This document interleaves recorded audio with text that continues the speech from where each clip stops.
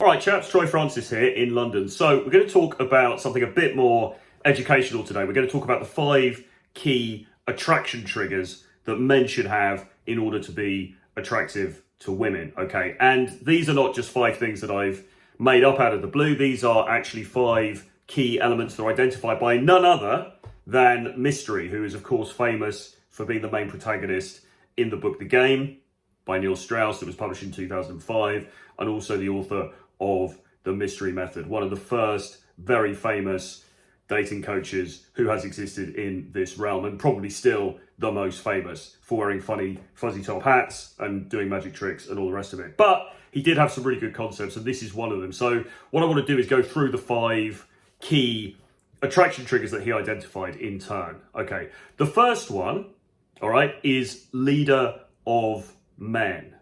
Okay, leader of men. What does that mean? Well, it kind of speaks for itself, doesn't it? Are you somebody who is able to lead other men? Or at least, are you somebody who appears to have the respect of other men? Are you somebody who can make his voice heard in the company of other men? Okay? Now, she is going to judge you on this stuff, and I have first-hand experience of this because I recently spoke with a friend of mine. She's in a relationship with a very high-value dude. I interviewed her. It's on the channel somewhere, Tallulah. And she said that one of the key things that attracted her to her partner, to the guy who's now her boyfriend, is the fact that he was respected by the other guys in the vicinity when they first met. Okay, so often dudes will think, all right, well, I've got to look good. I've got to impress her. I've got to be funny and humorous and witty and charming and everything in order to impress the woman. And there's some truth in that.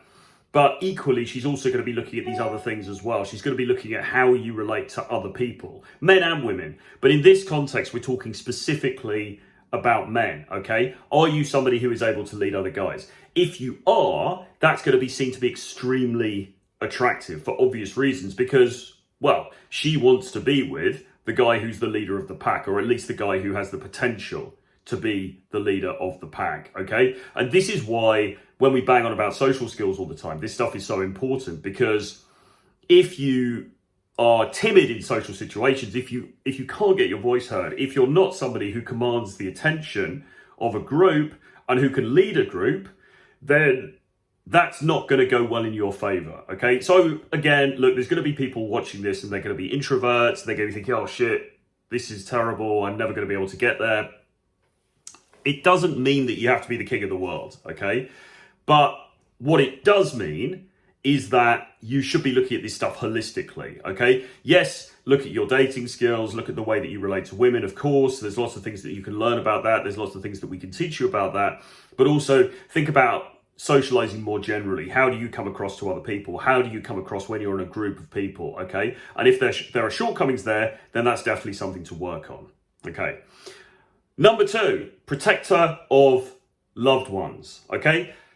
Again, this would seem to be pretty obvious. This is the kind of thing that we would imagine that women would want, okay? Somebody who can protect them and any potential offspring that you guys might have. Now, you may not be intending to have a kid with this woman, but nevertheless, our hindbrain, you know, the primordial part of us, certainly for a woman, she's going to be thinking, is this the kind of guy who, if the shit hits the fan, he can protect me and he can also protect any child that we might have, okay?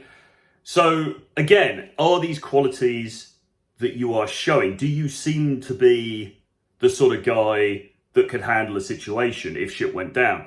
We often talk about learning combat skills, and one of the reasons for doing that, I mean, there are many reasons to do that, including fitness and getting shredded and feeling more confident and all these different things. But one of the reasons for doing it is so that you are in a better position, or at least you feel more confident about the fact that if a situation happened that was adverse, you will be able to handle that situation effectively, okay? Now, none of us is Superman, all right? There are going to be certain situations where that may be very difficult, but you want to at least give yourself a fighting chance, no pun intended, okay? So learning a combat sport is one thing you can look at. But also, again, it's about the way that you come across. Do you seem to be the sort of person who is respected? Do you seem to be the kind of person who gets bullied by others? Or are you the kind of person who's going to go into bat for her when it counts? That is super, super important. Now, guys might be listening to this and thinking, yeah, but I don't want to be a simp. I'm not just going to, bend over backwards for some ungrateful woman if she hasn't done anything for me or whatever.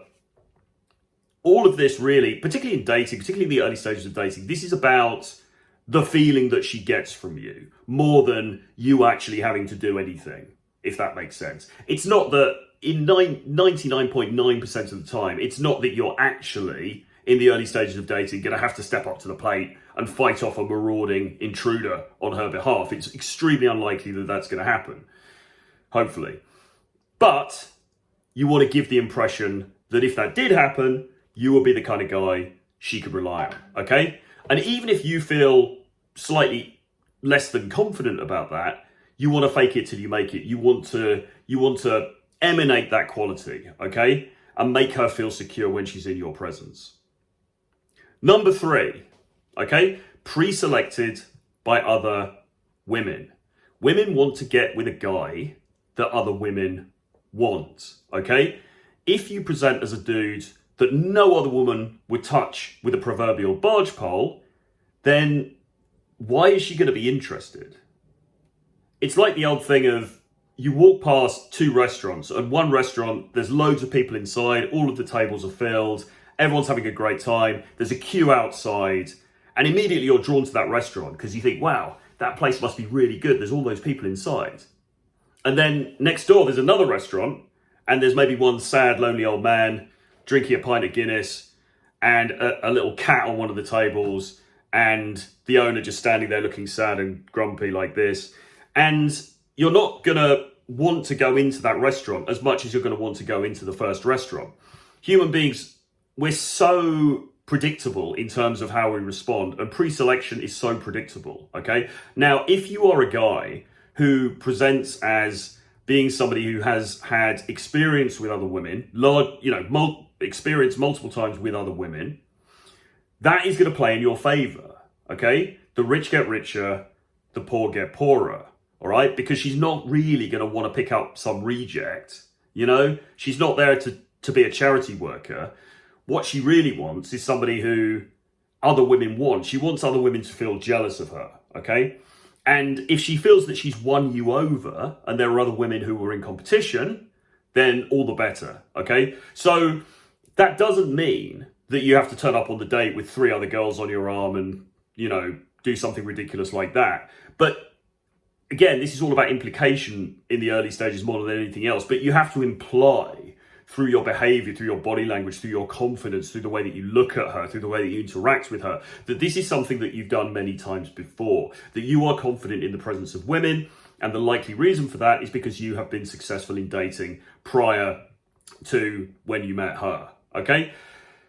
You want to give her that feeling. It's the same thing as the protector of loved ones, and it's kind of the same thing as being the leader of men. It's not that you actually have to physically demonstrate this, but this is what you want her to think, okay? And so you have to think about your behavior and how it's coming across. Now, if you're somebody who, you don't have a lot of sexual experience, you don't have a lot of experience with other women, that's okay. You've got to start somewhere, but go into the date acting as if you do. So even if you feel nervous when you're sitting in front of her on the date and you feel a little bit intimidated and you're not quite sure and your brain's running at 50,000 miles an hour, act as if it isn't. Act as if you feel completely confident in this scenario because it's something you've done so many times before. It's going to do you a lot of favors, okay? I would not recommend necessarily having loads of pictures of yourself on social media with lots of other girls or anything like that. That could lead you into trouble. But you certainly want to give her the impression that you are somebody who is very comfortable in the company of women. And the likely reason for that is because this is something that you've done a lot in the past. Number 4, the ability to emote. Now, this is a really interesting one. This is perhaps my favorite one of the 5. And the reason that I like it so much is because a lot of guys think the opposite. They think that you have to be this stone cold alpha sort of character who doesn't emote at all, because any sort of emoting is feminine and it's bending into the feminine frame, and she's going to lose attraction for you. So what that means is a lot of guys who get into the dating skills stuff become very robotic. They become these 2D alpha characters. They think that they have to be like they're doing an Andrew Tate video or something. They think that they have to be kind of aggressive and stern-faced all the time. And it has to be this, I don't take any shit because I'm a super alpha guy kind of vibe with the woman at all times. And that's absolutely not the case. That's absolutely not the case. It's actually better if you're able to show a range of emotions when you're with her, okay? And take her through a range of emotions as well. So that can include humor. You can show some vulnerability sometimes. Shock horror, yes. Be sparing with it though. You can show your harder side. You can show some anger sometimes. You can show amusement. You can show that you have come through adversity and come out the other side. There's all of these different things that you can show to her. And it's also as well, it's not just storytelling, although storytelling is very important. It's also about how you talk. It's about how you tell those stories. Is your voice very monotone and boring, or are you bringing emotion into the way that you tell the story? Are you looking at her and creating strong eye contact? Are you using hand movements in order to really convey what you're saying, okay? It's about communication fundamentally. She's a human being, you're a human being. You're trying to break through that barrier between the two of you, okay? And you've got to be real and you've got to be raw. Now that doesn't mean telling her your life story and puncturing the mystery. But what it does mean is showing her that you're a multifaceted human being, okay? And having this ability to emote and this confidence to emote. Because a lot of guys will go on a date and, as we always say, they're just a bit fucking boring. You know, they kind of sit there, they reel off their curriculum vitae as if they're reading out their LinkedIn profile. They tell her about their sort of 5-year plan. And it's all very logical. It's a very logical, linear exchange of information, okay? And none of that is sexy. That's not sexy, okay? What you want to be doing is you want to be creating emotion in her. The best emotion you can create, of course, is excitement. But short of that, some of the other things that I mentioned, humor, amusement, empathy, etc., those things will do as well. So be able to emote. And then finally, number 5, risk taker. Are you a risk taker? Okay, the guy who is not a risk taker is a bit of a boring fuck. All right, and really, we get to the key of the dichotomy between the lover archetype and the provider archetype. Okay, the provider archetype is the dependable, stable dude who's going to be able to give her a secure future. In theory, I'm just saying, this is in theory. He's going to be able to give her that secure future. She knows that she can rely on him. She knows he's not going to cheat. She knows he's not going to go off with the housekeeper or the au pair. And he's very trustworthy and he can certainly do the job of provisioning, but he's also a bit boring. He doesn't take risks. He doesn't do anything outside of the box, okay? The risk taker on the other side is the opposite of that. He is the guy who doesn't really give a damn. He's got that devil may care attitude, that zero fucks given kind of vibe about him. He's just going to do things for fun, for excitement. He's unpredictable. He's probably a bit ADHD. He changes his mind the whole time. He does things that she doesn't expect. And that is exciting. It creates drama. It's exciting. And it is a turn on. Okay? So in the initial stages, and this is, you know, you might want her to end up becoming your girlfriend, and you can certainly transition to that as you get further along the line. But in the initial stages, you want to create attraction, and attraction is created by being a risk taker rather than being somebody who just sits on the sidelines and plays everything by the book, okay? So those are the 5 key attraction triggers. Let's just talk through them again, or run through them again. Number 1, leader of men. Number 2, protector of loved ones. Number 3, are you pre-selected by other women? Number 4, having the ability to emote. And number 5, being a risk taker. Have a think about all of those. Think about how much you're demonstrating those in your own interactions. Think about maybe how you can dial it up sometimes in some of these areas. And if you've got any questions, put them below. You can always drop me an email, troy@realtroyfrancis.com. Do subscribe to the channel if you haven't already. Hit the notifications bell. And if you want to talk to me about your dating life, and maybe we can work together to help improve the situation for you as we go into the final quarter of the year, there's a link below. You can book a free 15-minute call with me. So do that, and I'll see you again very soon. Bye-bye.